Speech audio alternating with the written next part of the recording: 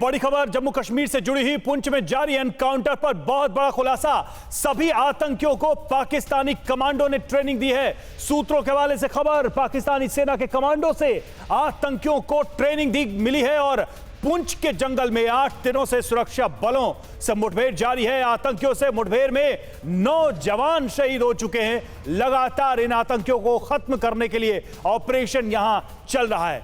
8 दिनों से यह ऑपरेशन चल रहा है और यहां जो आतंकी छिपे हैं, जो जानकारी मिल रही है उसके मुताबिक इनको पाकिस्तानी सेना के कमांडोज ने ट्रेनिंग दी है। अहमद अयाज साहब हमारे साथ हैं। अयाज साहब देखिए, क्योंकि आप कश्मीर में बैठे हुए हैं और उस चीज को ज्यादा अच्छे से समझ रहे हैं जो इस वक्त वहां घट रहा है। गुस्सा बहुत है और मैं ये मानता हूं और मैं ये एज्यूम करता हूं कि आप भी इस वक्त बहुत गुस्से में होंगे, क्योंकि कश्मीर की आबो हवा इन सारी घटनाओं से खराब हो रही है। आप बार बार सरकार की पॉलिसीज को निशाना बना रहे हैं, आप कह रहे हैं कि सरकार की पॉलिसीज सही नहीं है, लेकिन अहमद अयाज साहब आप इतिहास उठा के देख लीजिए, कोई भी सरकार रही हो, हर सरकार में आतंकी घटनाएं हो रही हैं और हर सरकार चाहे तरीके अलग अलग अपनाए, लेकिन ये आतंकी नहीं मान रहे। क्या आप नहीं मानते कि ये पाकिस्तान की आईएसआई की बहुत बड़ी साजिश है? और मैं तो इसमें तालिबान को मिलाऊंगा कि जब से अफगानिस्तान में तालिबान आया तब से ये कुछ ज्यादा ही बढ़ गया है। गौरव, आपने सही बात कही। देखिए, मैंने पर्टिकुलर सरकार की बात नहीं की, मैंने ओवरऑल पॉलिसी की बात करी है हुकूमती सतह पर। और दूसरा, और इस बात से इनकार नहीं किया जा सकता कि ये पाकिस्तान की शाह पर होता हो और वहाँ से ट्रेनिंग होती हो, या अब तालिबान और अफगानिस्तान में जो डेवलपमेंट्स हुई तो उससे इस पर असर पड़ता हो, इससे इनकार नहीं किया जा सकता। जैसे अभी पुंछ से एक रिपोर्टर बोल रहे थे कि जदीद ट्रेनिंग दी जा रही है लोगों को पाकिस्तान की तरफ से।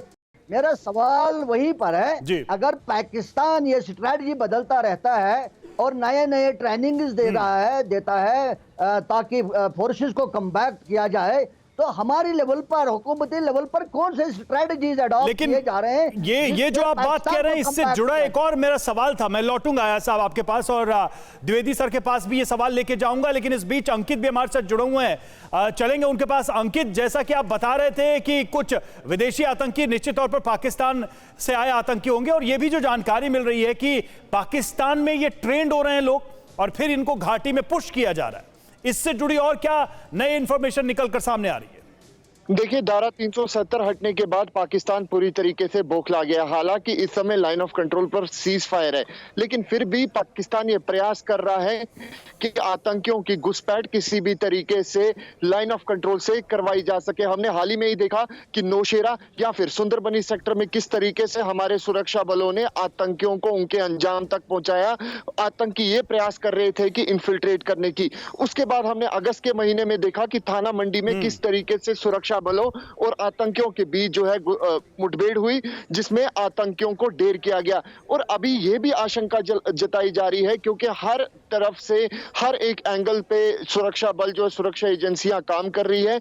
यह भी देखा जा रहा है क्या थाना मंडी में हुए एनकाउंटर का ही ये ग्रुप तो नहीं है, यानी कि ये पुराना ग्रुप हो सकता है। इन जंगलों में जो है लगातार ये प्रयास भी कर रहा है। रवि, खास बात ये है कि लगातार ये प्रयास भी कर रहा है रजौरी पुंछ से होते हुए वो आतंकी जो है कश्मीर घाटी तक पहुंच सके, आर्म्स एंड एमुनेशन जो है घाटी तक पहुंचाया जा सके। हमने देखा कि ऑपरेशन ऑल आउट में किस तरीके से आतंकी कमर तोड़ चुकी है।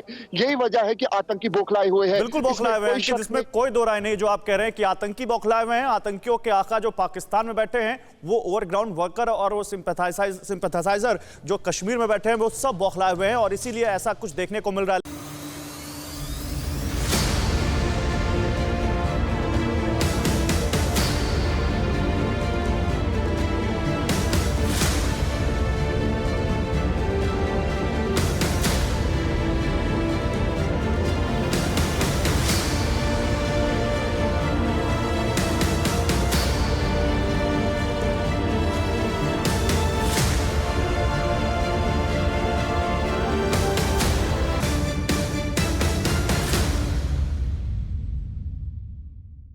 न्यूज टॉप 9 रोज सुबह 7 बजे और शाम 7 बजे सिर्फ TV9 भारतवर्ष पर।